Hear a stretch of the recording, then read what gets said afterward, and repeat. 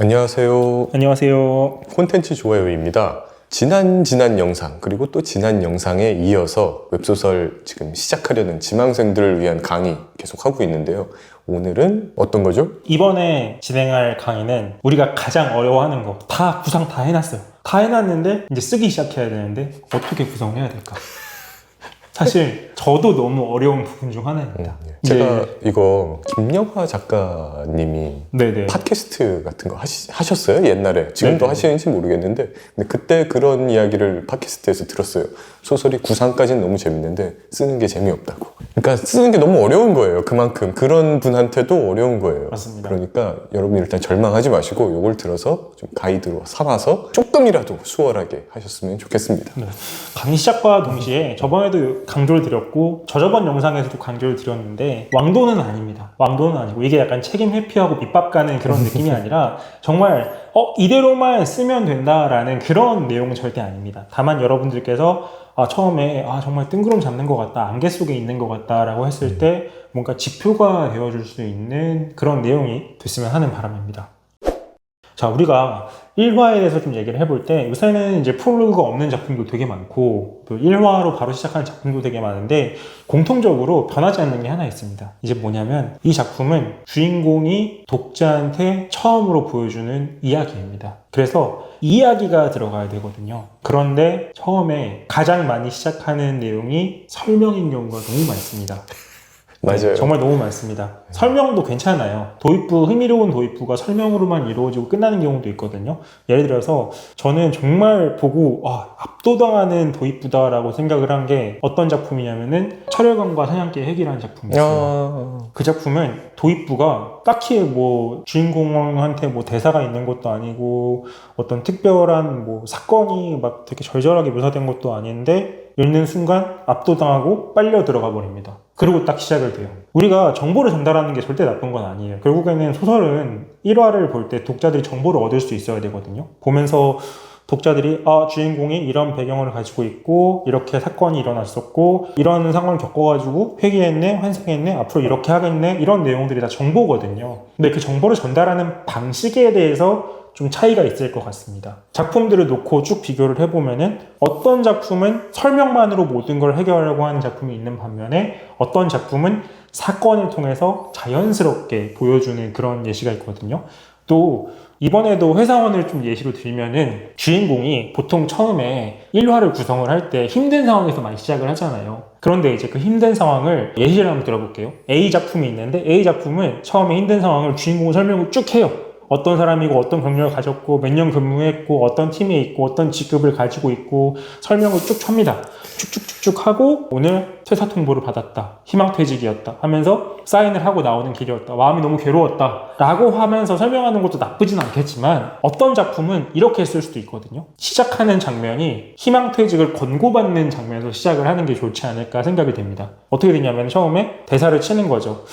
미안한데 좀 나가줘야겠다 라는 상사의 대사로 시작을 하게 되면 독자를 확 몰입을 시킬 수가 있는 거죠. 설명을 하는 것보다는 대사 한마디로 압축해서 보여주는 거죠. 일단 그 대사 하나에 독자들이 예측할 수 있는 내용들이 너무 많습니다.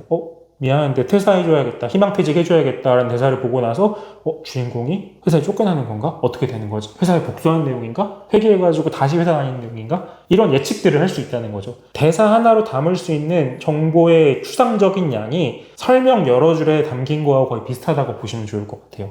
그래서 어떤 강의 영상이나 어떤 뭐 강의에서도 얘기를 하는 게 사건으로 시작을 해라 라는 게 가장 좋은 정보 전달의 방식이라고 생각을 합니다. 결국 우리는 독자한테 1화를 보여줘야 되는 게 설명이 아니라 사건이잖아요. 이야기를 보여줘야 되다 보니까 그 이야기를 보여주는 방식의 차이가 독자한테 재미를 전달하는 효과를 바꿀 수 있다라는 거죠. 방금 말씀드린 어떤 회사원 상황뿐만 아니라 또 여러 가지 상황이 있겠죠. 주인공이 배신당하는 그런 장면을 시작을 한다면은 주인공에 대한 설명을 막 넣고 하는 것보다 그냥 처음부터 배신당해가지고 칼에 푹 찔려가지고 피가 막 축축 나는 그런 상황을 만드는 것도 하나의 방법이 될 수 있겠죠. 그러면서 대사로 조금 구구절절하긴 해도 아니 너는 화산파의 몇 대 문주 누구누구누구 이러면서 감히 날 배신하다니 이런 식으로라도 해도 좀 자기적이긴 해도 어쨌든 독자한테는 정보를 전달하는 방식이 조금 더 실감날 수 있다는 거죠. 물론 이제 그런 대사들은 좀 수정을 해야겠지만요. 네. 아니 그렇죠. 뭐 화산파에 누구누구 문주가 누굴 찔렀다. 맞아요.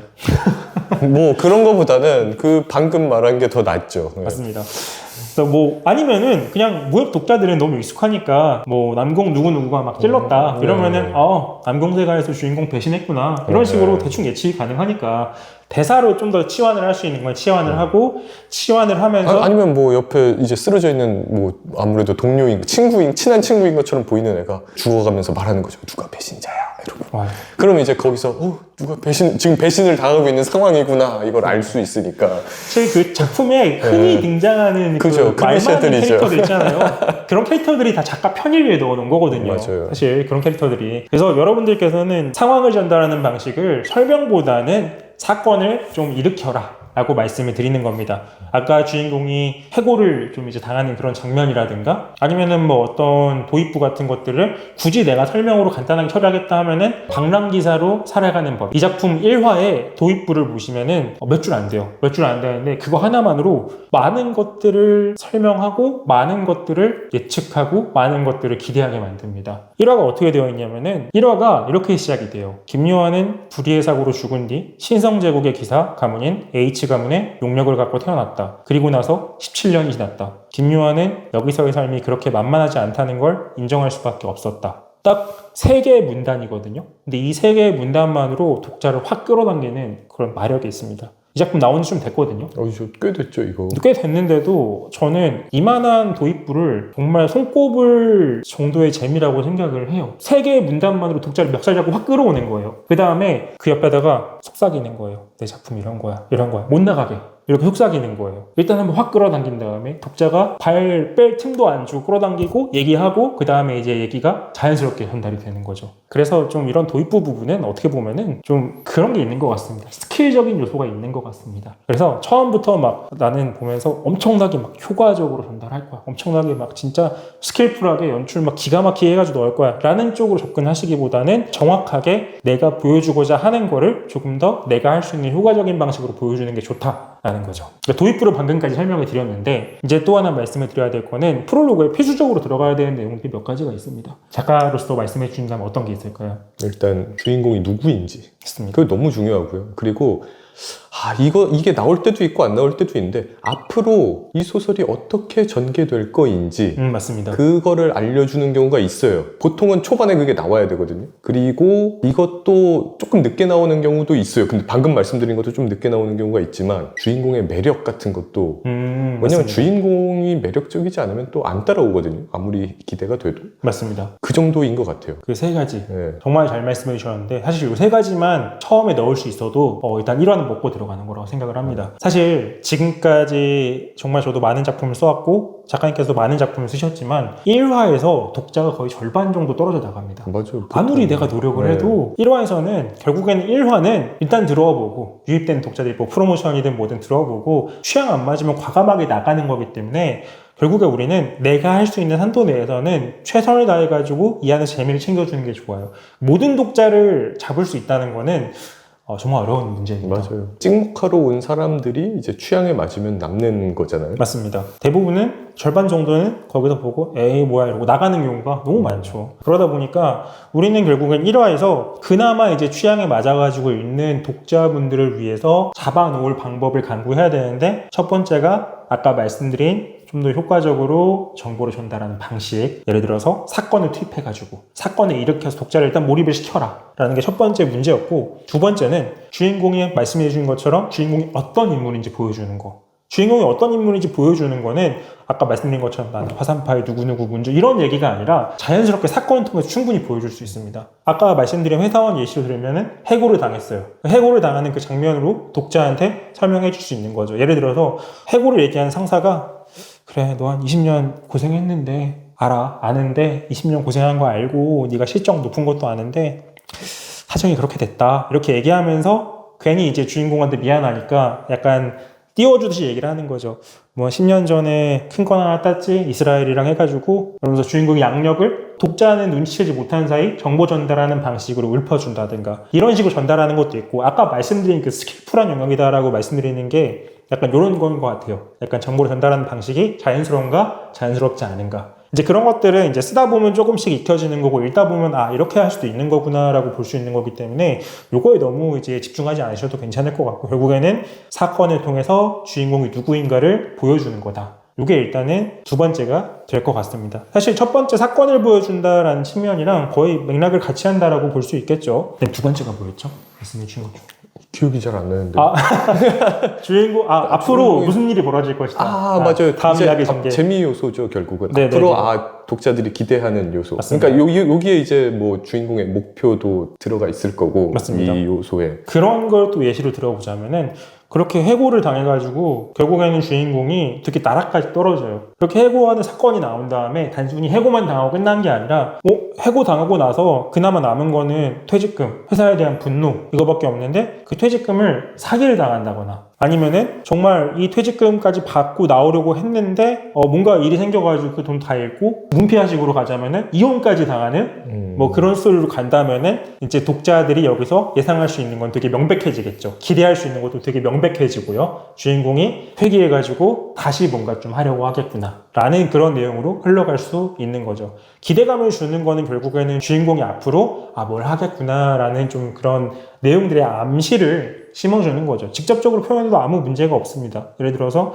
주인공이 그렇게 막 나락으로 떨어져가지고 한강 앞에 소주 마시며 서 있는 거예요. 그래서 비틀비틀하고 있는데 진짜 이렇게는 못 살겠다. 다음 생에는 이렇게 하지 말아야지. 이렇게 막 하고 나서 뛰어들어가지고 눈 떠보니까 회귀했으면은 뭐 프롤로그는 완성이 된 거죠, 사실. 근데 이제 너무 이제 이 이야기는 너무 스테레오타입이고 이미 너무 많이 시도가 된 거고, 실제로 독자들이 이런 내용을 봤을 때 그렇게까지 큰 흥미는 느끼지 못할 거기 때문에 예시로 한 게 말씀을 드린 거고요. 중요한 거는 주인공이 앞으로 뭘 할 거다라는 인식을 분명하게 심어주는 거죠. 수많은 작품들의 프롤로그가 거의 그렇게 구성이 되어 있습니다. 난관에 빠진 주인공, 나락에 빠진 주인공, 그 다음에 어떻게 나락에 빠지게 되었는지 설명해주고, 주인공의 특기가 뭐고 능력이 뭔지, 갈망이 뭔지 얘기해준 다음에 회귀시켜버립니다. 혹은 요새는 1화부터 시작해가지고 이미 회귀하거나 환생하거나 빙의한 지 좀 된 시점부터 시작하는 경우가 되게 많아요. 그마저도 사건을 먼저 일으킵니다. 사건을 일으켜서 독자가 봤을 때 무슨 상황이지? 하게 만드는 그런 상황이 시작을 해가지고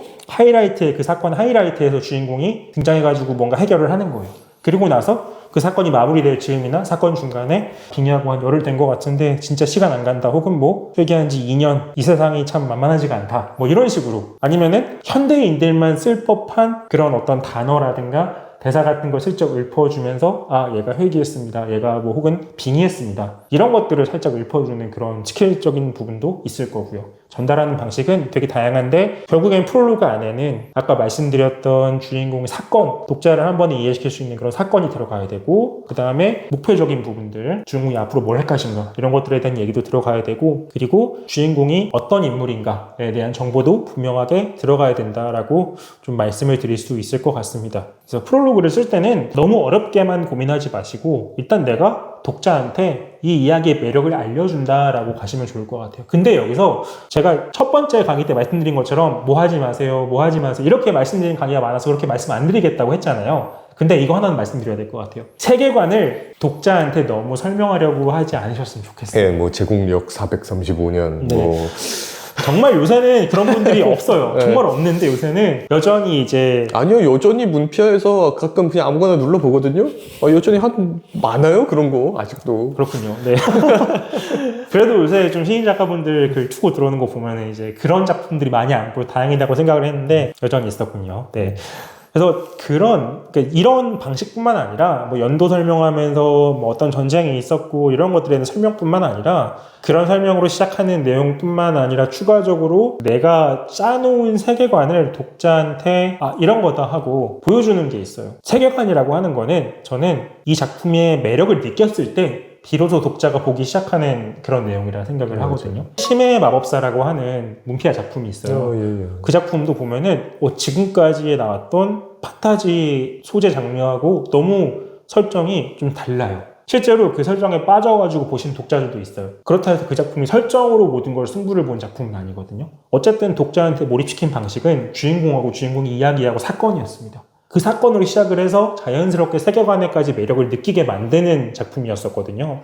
그러다 보니까 우리는 결국에는 중요한 건 세계관이 아니라 앞에 강의에서 말씀드렸던 뭐 소재를 정하는 방식이라든가 매력적인 주인공이라든가 그 다음에 이거 모든 것들을 구상한 상태에서 만드는 일화를 통해서 독자들은 앞으로의 내용을 읽을지 말지를 고민해 본다. 이렇게 좀 말씀을 드릴 수 있을 것 같습니다.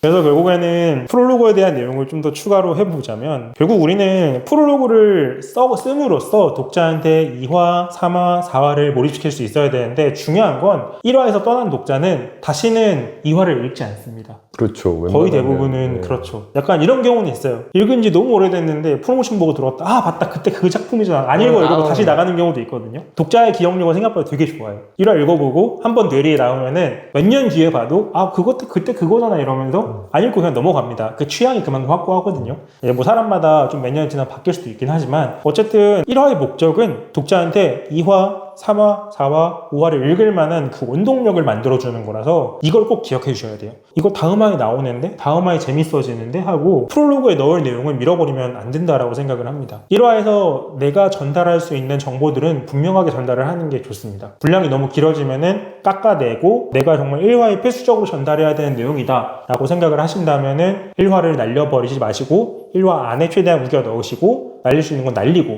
분량을 삭제하는 식으로 해가지고 이야기를 전개하는 게 제일 좋다고 생각을 하고요. 옛날처럼 그 프롤로그 짧게 하나 가져가고 바로 그냥 다음화 넘어가 버리는 그런 케이스도 종종 있는데 요새는 별로 안 보이고 요새는 정말 1화부터 많이들 설명하고 1화부터 많이들 보여주고 1화부터 사건 풍부하게 넣어가지고 쉴 새 없이 몰아치는 작품들이 정말 많은 것 같습니다. 그래서 우리는 그 프롤로그를 항상 어려워하는데 이 프롤로그 부분만 어떻게든 지나가면은 2화, 3화, 4화, 5화는 그때부터 조금씩 관성이 붙는 것 같아요. 어쨌든 앞에 구성해내온 내용이 있으니까 작가 입장에서도 다음화 이렇게 전개할 거야 라는 식으로 할 수도 있고 독자 입장에서도 기대하는 것도 많기도 하고 그래서 그 1화를 우리가 구성을 할 때 한번 잘 구상을 해보는 게 좋다라는 겁니다. 물론 1화에 너무 많은 힘을 쏟다 보면은 거짓말처럼 뭐 패배했다 이런 엔딩이 나올 수 있기 때문에 그 1화에 또 너무 많은 걸 이렇게 우겨 넣는 건 좋은데 그 외에 필요하지 않은 과다한 정보들 있잖아요. 독자가 이 작품을 이해하는데 없어도 아무 지장이 없는 내용들은 쳐내도 문제가 없습니다. 그리고 또 하나가 저는 프롤로그에서 요거 좀 경계하는 편이에요. 프롤로그 안에서 고유명사가 5개 이상 등장하는 걸 좀 경계하는 편입니다. 고유명사는 너무 웃으시네. 아니 아까 하면 안 된다 이런 거 안 한다더니 바로 그러니까요. 예. 어쩔 수 없게 됐네요. 그러니까 고유명사는 5개까지만 넣죠, 여러분. 빼라 이런 건 아니고. 근데 이거는 현대 판타지는 괜찮지 않아요? 뭐 한국, 맞습니다. 서울 이런 거는 고유 명사지만 그쵸, 이건 그쵸. 괜찮죠. 누구나 아는 거니까. 근데 판타지나 그쵸. 무협인데 고유 명사가 너무 많이 나오면 이게 결국 세계관 설명이랑 다를 바가 없으니까. 맞습니다. 평균적으로 5개 정도만 넣고 가거든요. 결국 고유명사를 넣는다고 하는 거는 그 고유명사의 부가적인 설명이 따라 붙고 그러니까. 그 설명하는 시간은 사건이 전개가 되지 않고 결국에는 그냥 그 내용적인 부분으로만 정보적인 부분으로만 좀 처리가 된다는 건데 요것도 잘 하시는 분들께서는 대사에다가 적절하게 고유명사를 넣고 독자가 추측하게 만들거나 아예 설명을 생략하고 넘어가가지고 다음화에서 자연스럽게 알 수 있게 혹은 맥락상 이런 거구나 라고 알게 만들고 넘어가는 경우가 많은데 아무래도 처음 하시는 분들은 이게 익숙하지 않으시다 보니까 이게 좀 어려울 때도 있고 그래서 고유명사를 살짝 자제하는 방식으로 굳이 이제 한 번 보고 말 인물한테 이름 다 붙여주고 할 필요까지는 없잖아요. 그냥 그런 사람들은 사내 혹은 다른 사내, 다른 남자 혹은 뭐 칼자국이 난 남자 이런 식으로 대머리, 대충 처리하고 뭐 이런 거. 맞아요. 그렇게 대충 처리하고 넘어가는 게 훨씬 더 효과적이라는 거죠. 의외로 많은 분들이 그 이름 정하는 거에 막혀가지고 그 이름만 정하면 되는데 다음자를 못 쓰는 경우도 되게 많아요. 저도 그렇거든요, 가끔. 저도 그래서 그냥 그때는 그 이름을 못 정한 부분에 대해서는 대충 한 슬래시 2개 찍찍 그어놓고 넘어갑니다. 어차피 나중에 채우면 되니까 중요한 건 아니니까. 근데 이제 그게 완성이 안 되면은 강박적으로 못 넘어가는 경우도 있어가지고 고유명사를 쓰실 때 그런 부분들 한번 고민해 보시면 좋을 것 같습니다. 그래서 일단 여기까지 1화를 좀 구성하는 방법을 설명을 해봤는데 요약을 해보자면은 사건으로 시작하는 거, 그 다음에 주인공에 대한 정보를 분명하게 보여주는 거, 또 하나는 주인공의 목표, 정확히는 이 앞선 3가지가 다 합쳐져가지고 다음 화에 이어질 내용을 분명하게 보여주는 거, 독자한테 굳이 직접 설명하지 않더라도 이런 내용이 펼쳐지겠구나 라는 걸 보여주신다는 거, 여기까지만 좀 하고 추가적으로 고유명사 하실 때 조금 더 고민해 보시는 거, 이렇게 5가지로 설명을 해볼 수 있지 않을까 싶습니다. 사실 강의할 때 이런 초반부에 대해서 어떻게 해야 될까 이런 강의를 할 때는 이 프롤로그 하나만 가지고도 보통 한 2-3시간 강의를 하는 경우도 있어요. 아무래도 이제 그게 되게 중요한 꼭지 중 하나고, 작가 입장에서, 특히 시인 작가님들 입장에서 이 글을 쓰실 때 프롤로그를 쓰기 시작할 때가 제일 시간이 오래 걸리거든요. 거기에만 2-3시간 할애하고 또 추가로 멘토링하고 이런 케이스가 되게 많은데, 오늘은 유튜브 플랫폼이라는 특성상 한번 짧게 압축적으로 한번 다뤄봤습니다. 여러분들께 좀 도움이 됐으면 바람이고, 이 영상을 보시는 분들께서 이대로 따라하는 것도 괜찮지만 또 한편으로는 이걸 보시면서 내 원래 생각과 다른데 이런 건 이렇게 타협을 해봐야겠다, 이렇게 가져가시는 게 저는 가장 좋다고 생각을 합니다. 비판적으로 받아들이시면 너무 좋고요. 그래서 영상에 혹시 뭐 이런 영상 관련해 가지고 내 의견은 이런데 어떻게 생각하시느냐 이렇게 댓글 달아주시면은 제가 가계정을 하나 만들어 가지고 답글을 열심히 한번 달아보겠습니다. 감사합니다. 그럼 일단 3번에 걸친 초반부 설정에 대한 강의를 해주셨어요. 네네. 그래서 다음번엔 또 다른 토픽을 가지고 또 이렇게 해주시면은 정말 좋을 것 같습니다. 네, 그 시인 작가분들을 위해서 다양한 좀 소재나 이야기거리로 만들어 볼 수 있을 것 같고요. 이제 시간 되실 때 또 만나 뵙고 떠들면서 또 대화하는 방식으로도 한번 찍어보면 좋을 것 같습니다. 감사합니다. 그러면 오늘 영상은 여기까지 하겠습니다. 감사합니다. 감사합니다.